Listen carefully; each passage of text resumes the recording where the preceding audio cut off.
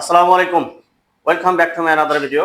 সুপ্রিয় দর্শক মণ্ডলী, আশা করি সবাই ভালো আছেন। তো আজকের ভিডিওতে আমরা যে প্রয়োজনীয় কথাগুলো বলে থাকি বাংলায়, সেই কথাগুলো আমরা ইংরেজিতে শেখার চেষ্টা করবো ইনশাল্লাহ।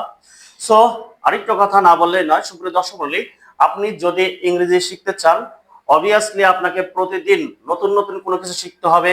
এছাড়া শেখার পরে সেগুলো আপনাদেরকে অবশ্যই প্র্যাকটিস করতে হবে।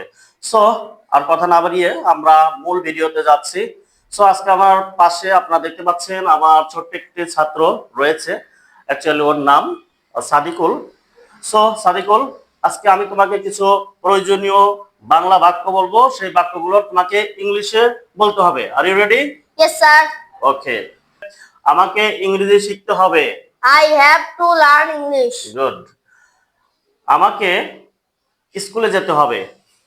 I have to go to school. Fine. এখন যদি বলি তোমাকে স্কুলে যেতে হবে। You have to go to school. Fine. এরপর যদি তোমাকে বলতে হবে আমাকে ঘুমাতে হবে। I have to sleep. Sleep. I have to Sleep. Sleep. Okay. আমাকে হাঁটতে হবে। I have to walk. Fine. তোমাকে দৌড়াতে হবে। You have to run. Fine. এখন যদি বলি আমাদের ফুটবল খেলতে হবে। We have to play football. Fine.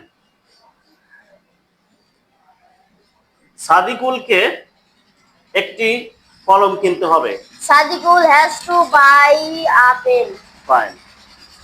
এরপরে যদি বলি তাদের তাদের স্কুলে যেতে হবে। They have to go to school. Fine. তাকে একটি বই পড়তে হবে। He has to read a book. Good.